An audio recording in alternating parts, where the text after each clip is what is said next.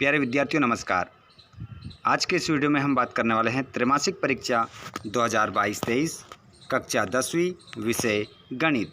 आपका जो पेपर होने वाला है साथियों गणित का, उसके बारे में यहाँ पर हम बात करने वाले हैं। तो जितने भी स्टूडेंट हमारे इस चैनल के माध्यम से जुड़ रहे हैं, आप सभी एक बार अपने सभी दोस्तों को शेयर कर दीजिए इस वीडियो को, ताकि वे भी इन वस्तुनिष्ठ प्रश्नों को याद करें जो आपकी त्रैमासिक परीक्षा के लिए बहुत ही महत्वपूर्ण है। चलिए बिना देर के स्टार्ट करते हैं। चैनल पर पहली बार आए हो तो चैनल को सब्सक्राइब कर लीजिएगा, क्योंकि इसी प्रकार आपको हिंदी, संस्कृत, इंग्लिश, सामाजिक विज्ञान और गणित के वीडियो आगे भी मिलते रहेंगे। चलिए बिना देर के स्टार्ट करते हैं। क्वेश्चन नंबर पहला है आपका 96 और 404 का HCF होगा। तो 96 और 44 का HCF होगा, मतलब 404 का HCF होगा।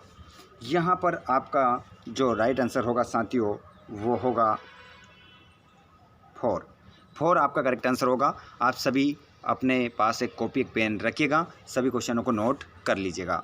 12 और 15 का HCF होगा। तो 12 और 15 का HCF आप लोगों को बताना है। तो यहाँ पर राइट आंसर होगा आपका 3। दो संख्याओं का गुणनफल बराबर 32 तथा उनका LCM 8 है, तो उनका HCF होगा। तो यहाँ पर आपका जो राइट आंसर होगा साथियों ये होगा आपका 4। ठीक है, नोट करते चलें। एक एक प्रश्न जो आपको बताया जा रहा है परीक्षा की दृष्टि से बहुत ही महत्वपूर्ण है। त्रैमासिक परीक्षा 2022-23। ठीक है, 2022-23। जितने भी दोस्त हमारे जुड़ रहे हैं एक बार सभी को शेयर कर दीजिए। जो भी दोस्त हमारे क्लास 10th में हैं उन सभी को शेयर करना है। क्वेश्चन नंबर है आपका 4th वाला कि 4 और 7 का महत्तम समवर्तक मतलब HCF होगा। तो इसका जो राइट आंसर होगा साथियों वो होगा 1 आपका करेक्ट आंसर हो जाएगा। संख्याओं 5, 15, 20 के लिए LCM और HCF का अनुपात होगा। दोस्तों LCM और HCF का अनुपात आपको बताना है, मतलब इनका LCM क्या होगा और इनका ही HCF क्या होगा। LCM और HCF आपको बताना है। तो इसका जो राइट आंसर हो जाएगा वो आपको लगाना है साथियों 12.1 करेक्ट आंसर होगा। उसके बाद में हम बात करेंगे क्वेश्चन नंबर 6 की निम्नलिखित में से कौन सी अपरिमेय संख्या है। तो निम्नलिखित में से कौन सी अपरिमेय संख्या है ये आपको बताना है। तो यहाँ पर आपका जो राइट आंसर होगा परिमेय संख्या है, मतलब √2, √3, √5 उपरोक्त सभी, मतलब ये सभी संख्याएं अपरिमेय है। ठीक है, ये सभी क्या है अपरिमेय है। चलिए आगे हम बात करेंगे रिक्त स्थानों की।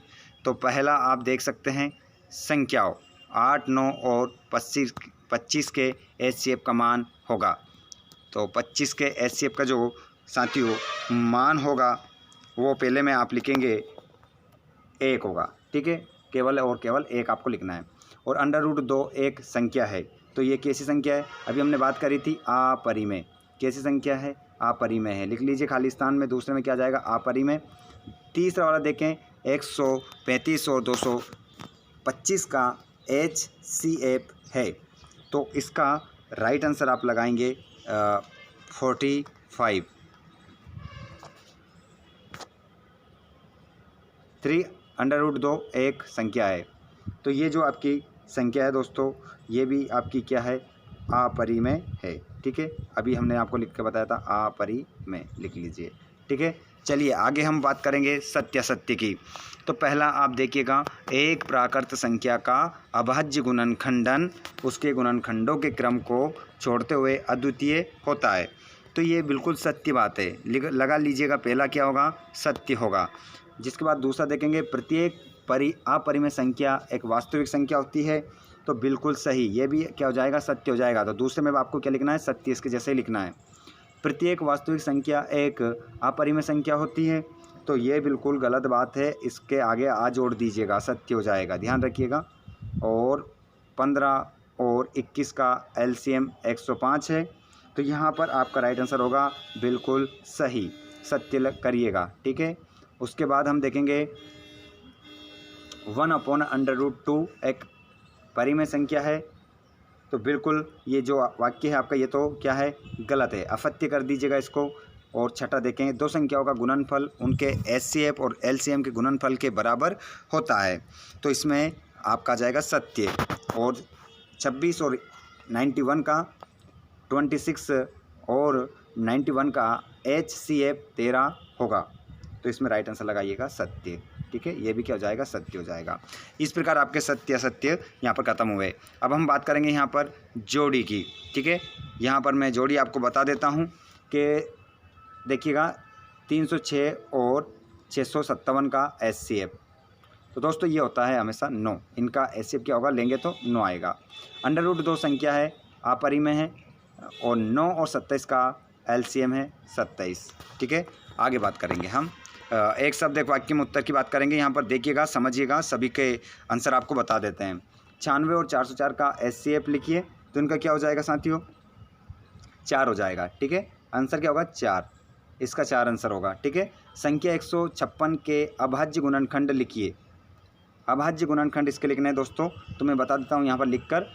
उससे पहले जितने भी दोस्त हमारे क्लास 10th वाले जुड़ रहे हैं, आप सभी एक बार अपने दोस्तों को शेयर कर दीजिए।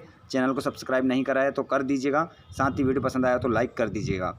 चलिए, इसका होगा साथियों, साथ ही अगर इसका PDF आपको चाहिए तो टेलीग्राम की लिंक डिस्क्रिप्शन में है, वहाँ पर जाइएगा और टेलीग्राम को ज्वाइन कर लीजिएगा। वहाँ पर PDF वगैरह आपको मोस्ट इंपॉर्टेंट क्वेश्चनों के मिलते रहेंगे। और उसी के नीचे हमारा एक और चैनल है ब्लॉग वाला, उसको भी आप सब्सक्राइब कर सकते हैं। तो इसका दोस्तों दूसरे का जो आंसर होगा 2 गुणित 2 गुणित 3 गुणित 13। ठीक है, ये 3 है, कर लीजिएगा। ठीक है, 2 इंटू 2, 2 इंटू 2, फिर इंटू 3 इंटू 13।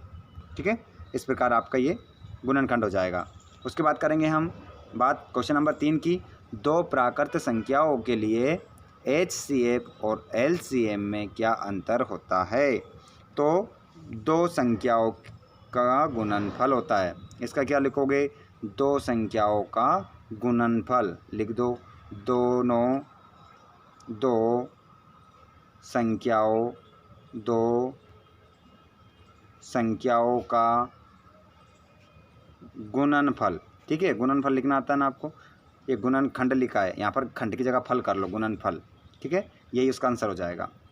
6, 12 और 30 का एलसीएम कितना होगा? तो इसका आंसर हो जाएगा 60 होगा। ठीक है, क्वेश्चन नंबर 5, क्या √5 एक अपरिमेय संख्या है?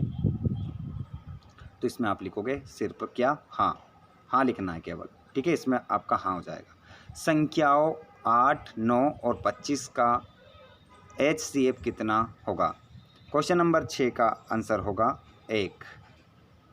संख्या 5005 के अभाज्य गुणनखंड लिखिए। तो इसके अभाज्य गुणनखंड में यहाँ पर लिख देता हूँ। पहले तो लिखेंगे आप 5, फिर लिखेंगे 7, फिर लिखेंगे आप 11, फिर लिखेंगे आप 13। ठीक है, ये अभाज्य गुणनखंड है इसके 5005 के। ठीक है, चलिए, तो ये आज का हमारा गणित का जो आपका त्रैमासिक के लिए पेपर जो थे उसके बारे में बताया हमने। आगे भी आपको सभी सब्जेक्ट के वीडियो मिलते रहेंगे, बहुत सारे वीडियो हमने डाल भी दिए, उनको भी देखने के लिए आप वीडियोस में जाकर देख सकते हैं। मिलते हैं हम अगले वीडियो में, धन्यवाद।